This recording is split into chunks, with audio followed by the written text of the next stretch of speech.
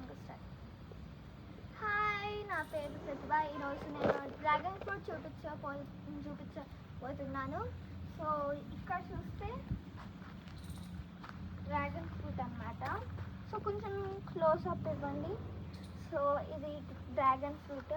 మేము మా చిన్నప్పుడు ఉన్నప్పుడు మేము ఊరికి వెళ్ళి వస్తే డ్రాగన్ ఫ్రూట్ తోట చూసాము.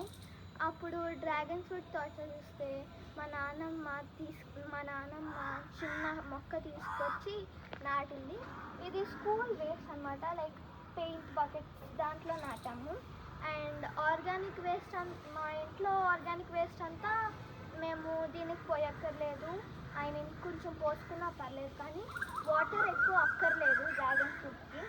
సో ఇది చూస్తే ఇక్కడ ప్లాంట్ వాడిపోయిందనమాట.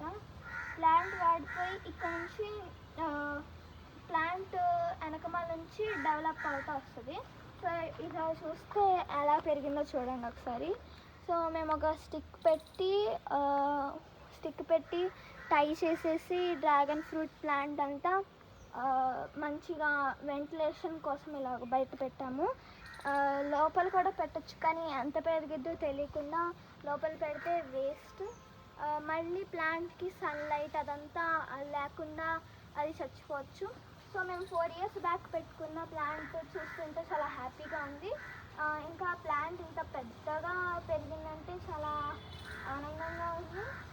సో మీరు ఇక్కడ ప్లాంట్ థార్న్స్ ఉన్నాయి కదా, ఈ థార్న్స్ని మీరు గిల్లితే ఇటువైపు నుంచి ఇలాగే వస్తుంది అన్నమాట.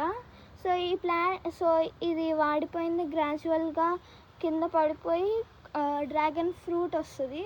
సో ఆ ఫ్రూట్ ఎంజాయ్ చేస్తా తినొచ్చు, కొంచెం హ్యాపీనెస్తో మనమే పెంచుకున్నట్టు. సో మీకు ఇలాంటి డ్రాగన్ ఫ్రూట్ పెంచుకోవడానికి టిప్స్ కావాలంటే నా ఛానల్ని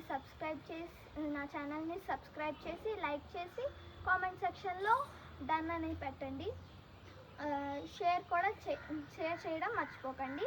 నేను ఎవరు ఆ 3 చేస్తే వాళ్ళకి షౌట్ అవుట్ ఇస్తాను. And thank you for watching. Bye bye.